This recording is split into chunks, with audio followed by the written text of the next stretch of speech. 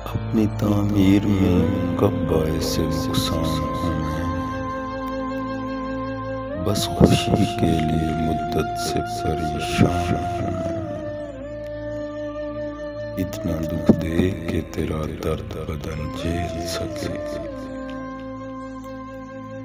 जिंदगी कुछ भी हो आखिर तेरा मेहमान हूँ मैं। यूं उठाए हुए फिरती है मुझे गाम बगाम, जैसे तकदीर का बांधा हुआ सामान हूँ मैं। कितने चेहरों के खदो खाल में चेहरा न रहा, इज़्तिराबी तेरे किरदार पे हैरान हूँ मैं।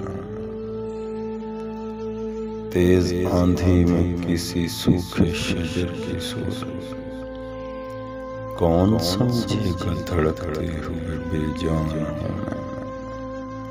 इसलिए तुझसे हिफाजत की दुआ है मालिक, तेरी बख्शी हुई रहमत का निगहबान हूँ मैं।